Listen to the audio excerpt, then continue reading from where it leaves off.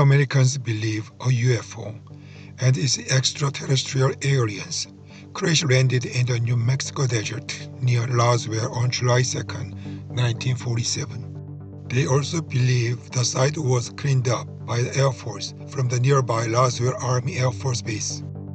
Eyewitnesses reported that the 3-foot-tall, gray-skinned aliens died in the crash. It is not right to believe that the debris of Roswell UFO crash occurred in 1947 were moved to Area 51, which began to be developed in 1955. The debris and alien bodies believed to be shipped off to Wright-Patterson Air Force Base's notorious Hangar 18. The Roswell crash wasn't the only and the first extraterrestrial crash in the United States, depending on who you ask.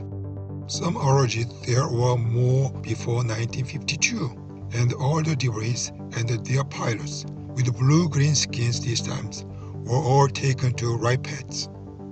One of the crashes held as many as 16 alien bodies. When there was any survivors, American medicine killed the aliens trying to save them. Cellular genetic research is supposedly conducted by the Air Force there. Another crash yielded a ship made of lightweight material, impenetrable by any earthly means. Whenever a UFO crash happens, the wreckage is sent to Wright-Patts to be reverse engineered, or so the story goes. Some believe technologies gleaned from the UFOs at Wright-Patts include fiber optics, laser, night vision, integrated circuits, stealth paints, and particle beams. Long story short, many testimonies and records indicate the Roswell UFO crash actually happened. Also, the debris and alien bodies were also taken to the Wright-Patts Air Force bases near Dayton, Ohio, where they have been stored and studied at Hangar 18.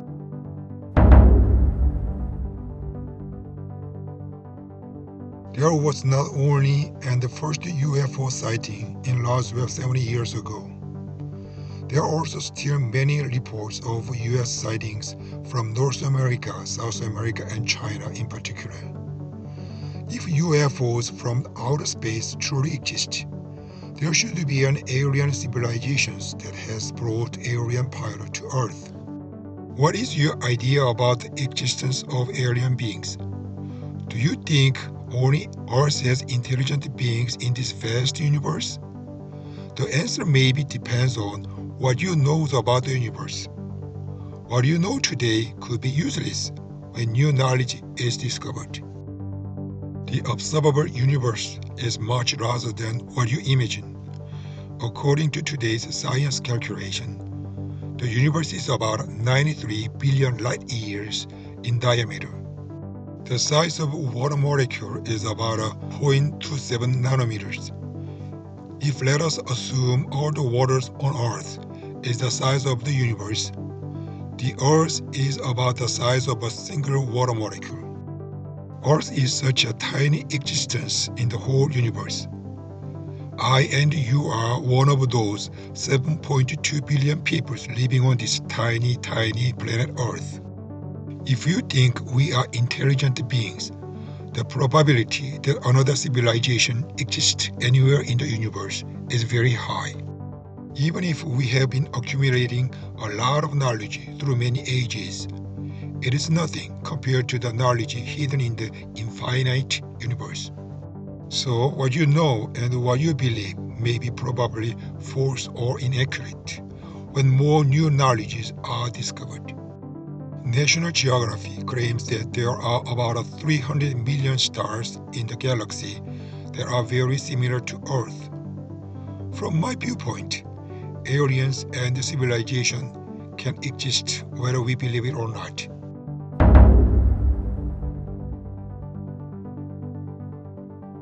Before World War II, the area near Groom Lake in Nevada was used for silver and lead mining.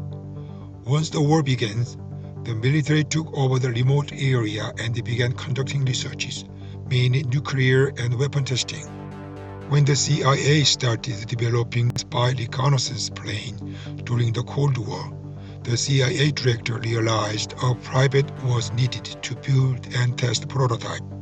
In 1955, the CIA and Lockheed selected the secluded airfield at Groom Lake to be their headquarters.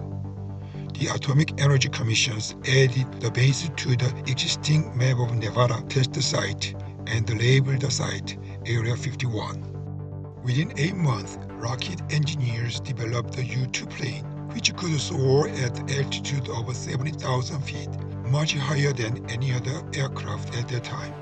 This allowed pilots to fly well above Soviet radar, missile, and enemy aircraft.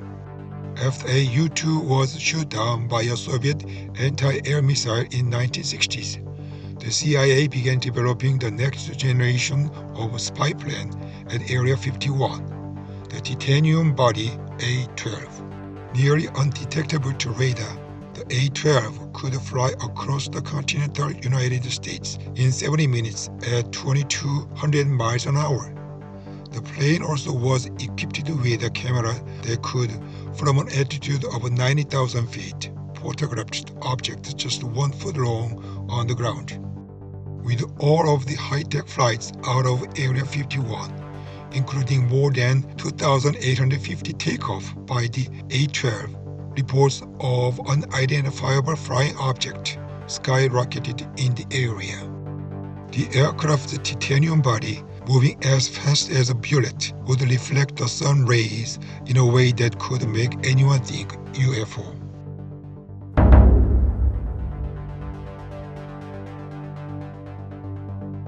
Area 51 became forever associated with aliens in 1989 after a man claiming to have worked at Area 51.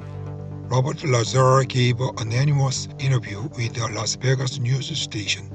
Lazar claimed the Area 51 housed and studied alien spacecraft, and that his job was to recreate the technology for military use. However, Lazar's credentials were soon discredited. According to school record, Lazar never went to the MIT or Caltech as he claimed. At that time though, engineers at Area 51 were studying and recreating advanced aircraft, just aircraft acquired from other countries, not from outer space. Nevertheless, the notion that the Area 51 houses alien spacecraft still lingering today.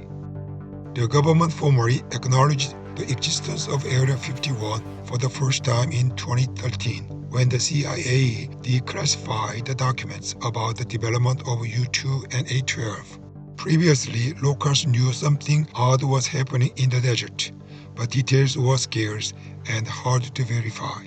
The site continues to be a pillar of U.S. alien methodology. Area 51 draws believers and skeptics who frequent the small but thriving trail of alien-themed museums, restaurants, motels, parades, and festivals.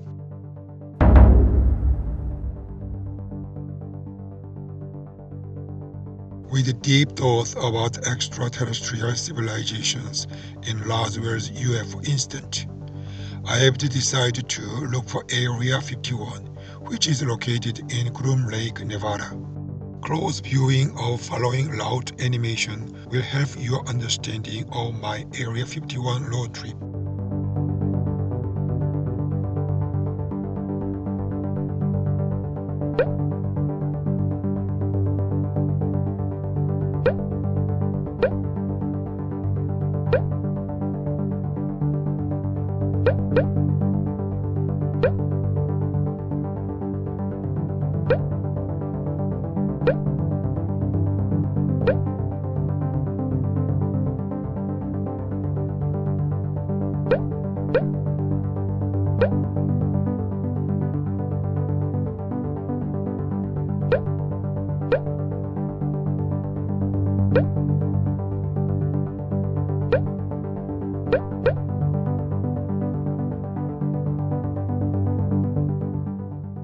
From Las Vegas, I followed US Highway 93 north for approximately 110 miles and arrived at Crystal Springs. Then I saw a three-way junction where the left is way to extraterrestrial highway. It will be the starting point toward Area 51. In mid-November, daylight was short, so I was really concerned about going to these dangerous places in the darkness. I followed Nevada 318 highway on the right of a junction to visit Sloan Canyon, located 20 miles north of Hiko, and spent the time there until sundown. I came back to the picnic area in the three-way junctions and boondocking there. There was a place called the Alien Research Centers within a short distance from the junction. There was no sign of popularity in the parking lots, and the large alien sculptures standing outside the building welcomed us. It was about 50 miles from this store to the entrance of the Groom Road. There was a lot of Joshua trees on either side of the road. Along a clean asphalt road, we crossed over the ridge between the mountain badgers and the mountain Irish. At the end of the winding and the descending road, a very wide dirt road appeared with a stop sign on the left side. Although no buildings were visible from the asphalt, the track led to Groom Lake or Homey Airport, as it's called on civilian aviation map. For those in the know, it led to a military base with many unofficial names: Paradise Ranch, Watertown, Dreamland Resort, Red Square, The Box, The Ranch, Nevada Test and Training Range, Skunk Walk, Detachment 3 Air Force Flight Test Centers, and finally Area 51. I drove at 10 miles an hour, fearing that the tires were in bad conditions and that the refrigerators would be damaged by vibration. We left at exactly 9 o'clock from the beginning of the road. I drove a boring straight road for almost an hour. During 3 hours on Groom Road driving, there was no car crossing the road or following us. Only our cars were running with dust in the middle of nowhere. The moment I thought we were almost there, suddenly there was a huge roaring sound and the helicopter was hovering on the roof of our car. I was so surprised that I couldn't film well, but I was able to film a short period of time after leaving their threatening flight. I saw a little sign on the right side of the road as I kept going forward with a complicated mind. I expected a warning sign like pictures posted by the previous visitors.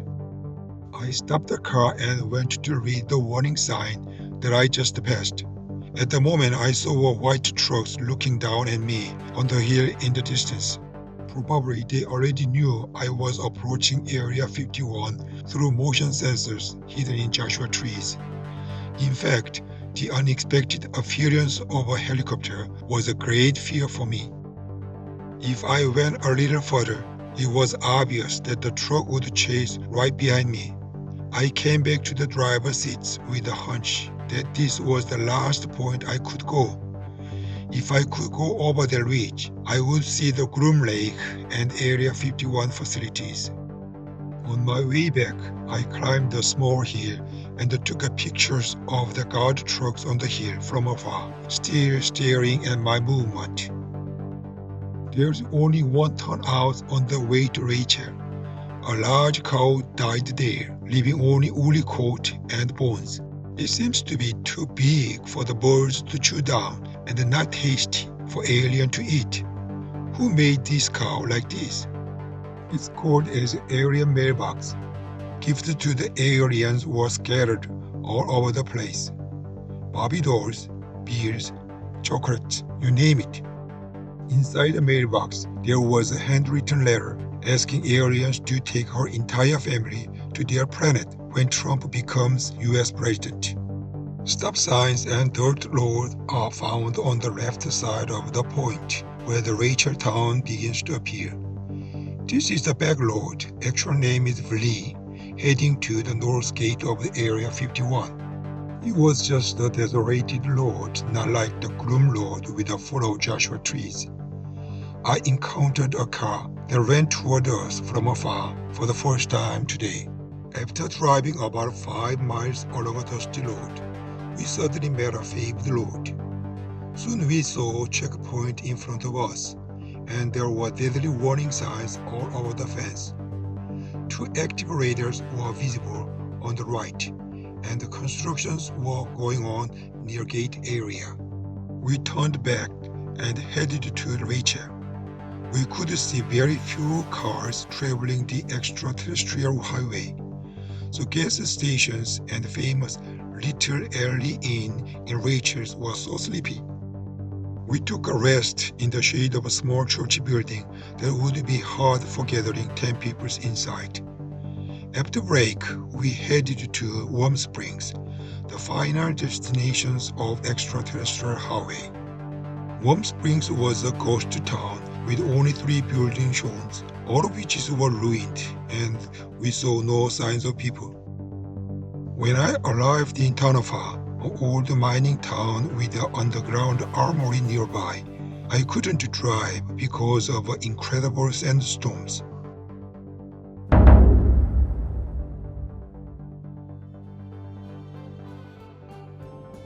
Roswell incident is believed to be true to me, and I am therefore convinced that a lot of intellectual beings and civilizations like us may exist in the vast universe.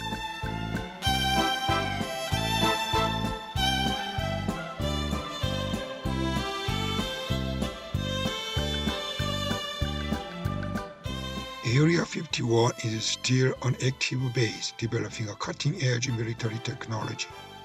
Historians know what types of aircraft was being developed until the 1970s. But after that, it is ultra top secret mystery. It will be a few more decades at least until current work is declassified and available to the public. Even though I haven't met an aliens or didn't even get through the entrance of Area 51, this road trip was very exciting and will remain as good memory for a long time.